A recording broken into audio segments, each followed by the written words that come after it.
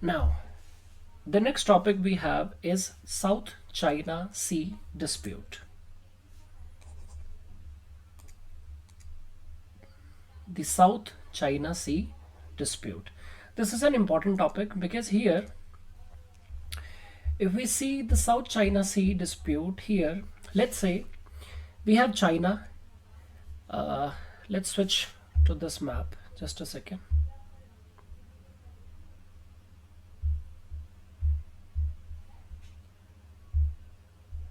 Okay. Right, let's say this is the map of South China Sea. Here, if you see, this is China. Here, this is Vietnam. This is Malaysia. This is Brunei, Philippines, Taiwan, and here down we have Singapore, and here we have Indonesia. And these are the states of Laos, Cambodia, Myanmar, etc. If you see why this is important and why are we studying this topic? We are studying this topic because this area is taking from here Myanmar, then to Cambodia, Laos, and other countries of this East Asia. These are this entire region is the most immediate neighborhood of India. And here Indian companies have major investments. We have, like through ONGC Videsh Limited, we have investment in this region in Vietnam. We have investment in Malaysia. We have investment in Indonesia and other regions. We also have this area which is taking this route. This is taken as the international trade route, and it is also important for India, where this Malacca Strait is important for the trading capacity, trading harborship, and trading economic activities for India and other nations in the Indian neighborhood. Here also the Indian diaspora is living in voluminous numbers, therefore their interest is also involved here, and the trade, for example, from Malaysia, from Indonesia, and from another region of these area, we are importing many important things that India exclusively wanting. For example, we need the palm oil from the area of Malaysia and Indonesia in this region. So for this purpose, we have to read and study this South China dispute, because this dispute is involving somewhere about 6 to 7 countries where India has direct and indirect stake or claim, and this is lying in the region which is strategically important because of South China Sea and Chinese major presence. This is important from economic perspective, this is important from cultural and people perspective, and this is overall important from the world geopolitical situation as well. Now let's start this topic, South China Sea. That what is this issue of South China Sea? Simply, China lays a major claim to nearly all the South China Sea region, including the Paracel Islands. And here the major islands which are including or which are involving in the issue are this Paracel Islands, Scarborough Islands, and Spratly Islands.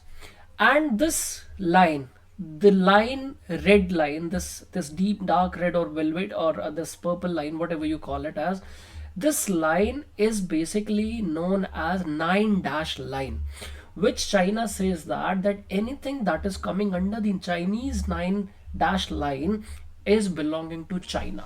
So if you see that the kind of irrational claim China is putting in this region is absolutely baseless, and it is not making any valid distinction, because according to the international water laws set by the United Nations Convention on the Law of the Seas, the exclusive economic zone, the territorial waters, the mid-range water, all are well defined, and it is all applicable on the countries with having territorial waters. So if we talk about the principles of 12 nautical mile of territorial waters, then extension from 12 to 24 the exclusive, and that then the economic zones where the economic resources can be exploited. Here Nowhere this Chinese 9-dash line is finding a rational claim by China in the southeastern nation area where the South China Sea is present. Here, if you see, this 9-dash line is going nearly within the territorial waters or even the exclusive economic zones of the countries like Vietnam, the Malaysia, the Brunei, the Philippines, and Taiwan. Taiwan is now trying to establish its diplomatic identity on individual basis, and China is not at all liking it. So the countries 1, 2, 3, 4, 5, and the Indonesian aspects as well, and China, 6 to 7 countries. And here the Japan from the Senkaku and Diaoyu Islands. What is the controversy here? All these nations are asking for their stakes, and here China is absolutely playing irrational. So this is the claim that China says that 9-dash line is defining the region which is exclusively belonging to maritime boundaries of China, and the other nations who are asking for a claim within the area that is coming beyond the Chinese dash line from that side, it is an irrational, and it is becoming a major cause that China might invoke the national security clauses against them, and then the China would declare a war against them. So this is the issue here.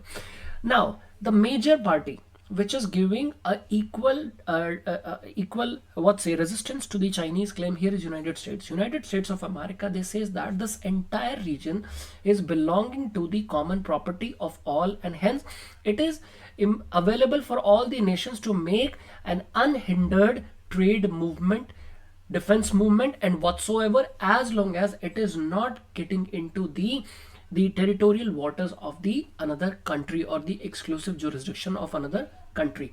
And therefore this rational and freely available area cannot be put at claim by any country on the muscles and blank check diplomacy fundamentals, because China is badly known for the blank check diplomacy, where they invest highly in any country and they try to influence their internal policy, and that's how they establish themselves within the country's influences. So this is the United States ka claim. So the countries like Taiwan, Philippines, Brunei, Malaysia, Vietnam are also claiming the region because of different reasons. We'll be discussing about them. Now, USA has many a times passed their ships, warships from the area, and that's how it ignites the Chinese attention towards the region. And they says that Chinese sovereignty is at stake, and the regional peace could be disturbed by the unnecessarily influence of USA within this area, and it is also interfering within the territorial and exclusive jurisdiction of Chinese waters. And this is what we have said, that United States says that it has to defend the right of passage. They say that they have the right of passage through the region. Competing claims by China and other governments, they say that it is baseless. So therefore it is in synchronization with the United States continuous efforts to counter Chinese assertion in South China Sea. And USA Navy recently also, like within this month only, they sent an aircraft carrier or some maritime ships into the South China Sea, that again invoked this topic to come up in the news. So we have actually confirmed the location, that South China Sea, as you can see on the screen, that it is lying in the arm of Western Pacific Ocean in Southeast Asia. So UPSC might ask a question here, that what is the geographical location of South China Sea? It's in the western arm of Pacific Ocean. As you can see that the water that is coming here, it's basically, if you say that this here, it is United States of America, so the entire water body which is lying here is the Pacific Ocean. And here somewhere you can say that is the ring of fire we have, where the most of the underwater volcanic settlements are there. So this is the geographical location. Now it is connected by Taiwan Strait with the East China Sea, and by Luzon Strait with the Philippine Sea.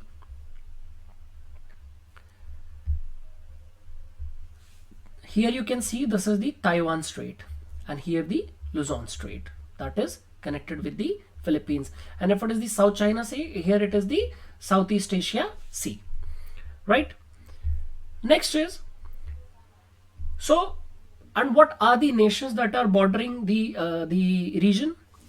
As we have seen, China, Republic of Taiwan, because we would say Taiwan, it is an independent nation and we want them to be independent because India and China is now at stake. So being Indian, we would support that India, this Taiwan things must be independent. Now, next is Philippines, then Malaysia, as you can see on the screen, then Brunei, then Indonesia, Singapore and Vietnam. All these nations are making or sharing the borders and territories in the South China Sea, and we have been going through the clockwise direction from the north. Then strategic importance or another importance. So what are the important reasons that why many countries are making a claim here? So let's just take a quick look. Simply, this entire reason, first of all, this entire region, it is basically located on a plate boundary convergent area. Here, if we see that two major plate boundaries of Earth, because as you know that the uppermost crust of the Earth is divided into several plates, and those plates are continuously internal movement, endogenetic movement with each other, where someone is getting submerged, one is colliding, or one is coming upward. So wherever the two plates are meeting under the water, that region is absolutely important for the growth of phytoplanktons and other important resources, which are generally helping in the fish population and other marine animals population increase and growth. So this entire region, due to the meeting of two plate boundaries or plate boundaries connecting here, so this entire region is very rich in the phytoplanktons growth, and due to those phytoplanktons growth, here the fish population is abundantly available. Therefore it is becoming a trade element here, and all the countries are putting stake because of the rich fishery zone here. This is one of the most important area. Second, on the shores of all the nations, we find the abundance of gas and oil perspectives here. So this is why also the energy security aspects and stakes of all the countries are coming into the entire context, and hence China wants to take over all the energy related and the marine resources within its column. Third is, it is the international trade route. From here, the Malacca Strait,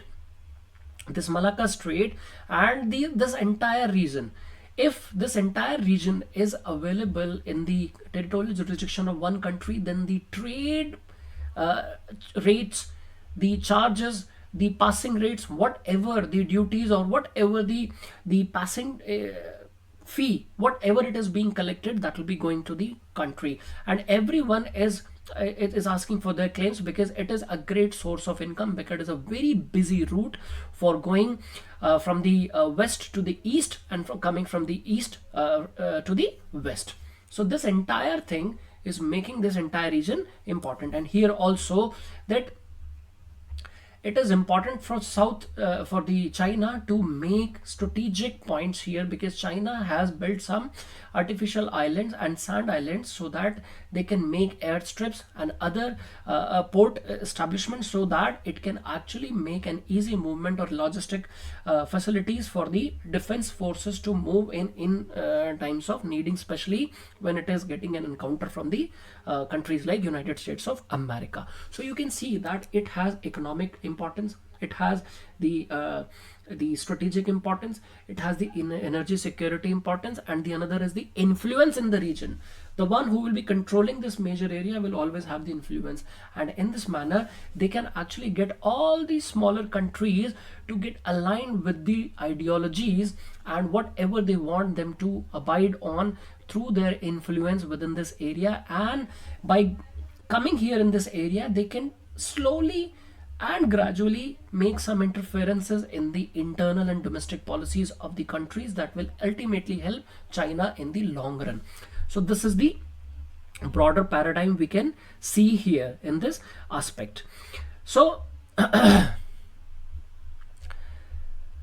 so as we have seen that why this region is important, that was the thing. Now the islands, if we talk about, let's see what are the conditions of island, that who one is taking a claim where. The Paracel Islands, Scarborough Islands and Spratly Islands. Here you can see the three colors are defining the countries. You can see 1, 2, 3 colors here, 1, 2, 3, 4 color here, 1, 2, 3, 4, 5. So the Spratly Islands in the region of South China Sea, coming inside the Chinese 9-dash line, is the most disputed island in the region, Spratly Islands, because here 1, 2, 3, 4, 5, each individual color is representing one country. So 5 colors are representing 5 countries, hence it is being claimed by 5 countries. So who are the 5 countries? Let's define with the colors. Spratly Islands, China. This blue is for Taiwan, this pink is for Philippines, then this green is for Malaysia, and this blue is for Vietnam. You don't have to remember the country's name, but if you do, that is good. If you don't, that is not a problem. But always remember, for the PT perspective, prelims examination perspective, that Spratly Islands is the most disputed island within this region, because here 5 countries are making claim. And if you can see rationally, China doesn't hold any single way to see that it is holding influence in the islands that is thousands of kilometers far from the territory. What China is making claim on in this region is based on the historical evidences relating to Han Dynasty in the 11th or 12th century, thousands of years back. If something is evident, you cannot make a claim, because now the modern system, modern understanding and modern scientific principles of dividing the territorial waters according to their the shoreline, the seabed or the continental shelf has been changed, and the world has made a major consensus. Therefore China has no exclusive right, rational logics and reasons to make a claim within this region. Next, so we have seen the Paracel Islands, we have seen the Scarborough Islands, and we have seen the Spratly Islands here. So now what is Chinese stupidity here in this region? The Chinese irrational steps here is that China is constructing artificial islands in the region. Why? Because as you know that all the countries are saying that within the region, the territorial waters, the water that is coming or flowing across the territory or shoreline or the continental shelf, that will be deciding that whose that water belongs to. So in this manner, to shut the claim of all the neighborhood or the stakeholders in this area, what China has started doing, China has started building artificial islands, sand islands. Let's say if China is building one island here, then the 12 nautical miles, then 24 nautical miles, till there it will be their island. Then again within that 24, wherever it is ending, here they have also built one island. So then till 200 nautical miles exclusive economic zone, then again that principle will be adopted. So within this area, and by doing such irrational activities or illegal activities, internationally illegal activities, China has extended its influence by making a subsequent connection with the exclusive economic zone territory. If this island has this, let's say 200 nautical miles zone, then within this 200 nautical miles they have established one artificial island or created one artificial island, and they deployed their military, sometimes by creating the airstrips and making military stations and naval bases, so that they can claim a rightful claim in the eyes of the world. Then again they have moved forward. So in this manner, this entire 9-dash line has been included in this way of creating this artificial island. This is what United States of America has said, that China has Great Wall of China, and also China has Great Wall of Sand within this region, which is actually nothing but giving an illusion to the world that this entire area belongs to China, so that visibly it looks that it is belonging to China only. And some islands, what we call them, Heaven Reef, Johnson South Reef, and Fiery Cross Reef. So these are the names of the islands what they have created here. Now China has been changing the size and structure of the reefs. The natural reefs, China is disturbing them, and just to take a politically or physical appearance advantage or presence in the region, they China is irrationally playing with the maritime environment, the marine biodiversity, the environmental growth within the region. Every single thing is being challenged by China, and moreover, they have established airstrips on islands like Paracel and Spratly. And if the airstrip is there, they have also constructed dockyards and ports to claim the duty from the passing the ships and everything. And here the oil spillage issues, the maritime pollution issues, everything is being influenced or enhanced by Chinese presence, illegal presence within the region. And as I said in the beginning of the video, that this area is very rich in marine resources. Therefore, any kind of intrusion which is environmentally challenging the maritime biodiversity out there, marine biodiversity in the region, that will also impact the growth of fisheries in the waters. Now, the Chinese fishing fleets, that those ships who in the eyes of the world are going as fishing trawlers, commercially exploiting the marine resources, they are engaged in paramilitary works. There, the civilians are not there, the businessmen are not there. It is basically controlled by the paramilitary teams of the China states, where they show that they are for the business or for economic activities, whereas they are actually engaging on behalf of the state for their political and strategic motivations.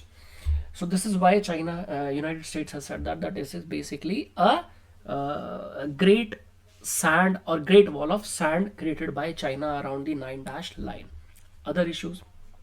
This issue has that historically the boundaries are not well defined, and the area remains uninhabited, and therefore the belongingness through the cultural or linguistic connections or connectivity, no clear boundaries has been defined in this manner. Because had it been habited, or people would be living there, so that would also create some kind of clarity that which island or which region is belonging to where. So due to this undefined geographic scope, the disagreement over dispute settlement always remains there. So this disagreement over the settlements of disputes have never been taken on board, because China is having the great presence there. Due to bigger in size, power, money, and every single thing, the smaller states, they cannot speak to China individually, and the consensus is not building in the region. Therefore, a collective bargaining on the table and negotiations have never been brought in, and China would never listen to one country, especially for example Brunei. What negotiations do you think would they make with China, such a giant dragon? No, they would not, because they do not stand anywhere in front of countries like the big size country like China, and hence there is no code of conduct. Because who will give a legal status of code of conduct? The one who adheres to the morality of the region. But since the largest and the major one is itself breaking the laws, so then the code of conduct has nowhere in the question. So this issues of geographical complexity, the unavailability of dispute settlement, the never trying of the collective bargaining, and the relative strength of individual stakeholders within the region has always let this issue remain alive and burn. In year like 2016-17, the United Nations Convention on Law of the Seas and International Court of Arbitration, they said that just a second.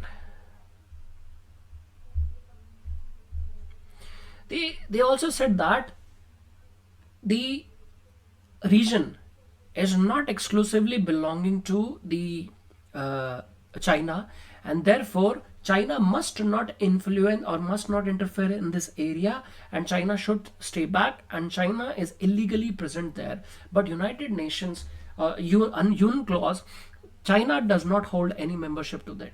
So therefore they say that UN clause has no legal right or no legal obligation to speak about this Chinese presence in the region. It is, this area has been historically belonging to China, and therefore it is remains with the China. Hence China absolutely denied to adhere to the judgments given by the International Court of Justice in this area. Right now, what is the India stand in the region?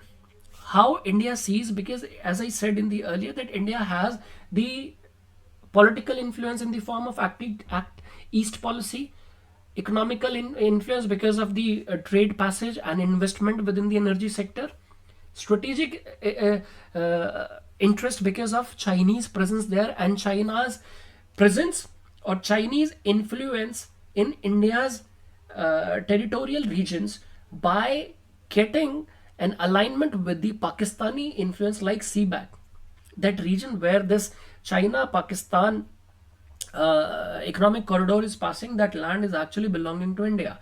But due to some illegal presence of Pakistan, and Pakistan handing over that area, the north of Oxygen region, to China in 1950s to build a friendship with China, that has given an access to China to pass through the disputed boundary between India and China, but the land actually belonging historically to India only. So this is creating this influence of complexity, and hence to counter China's presence within the CPEC region or within the Gilgit-Baltistan region via the investment through the CPAC, China, India can park their ships and can counter China within the South China Sea by supporting the countries who are involving as the stakeholding ship within this region.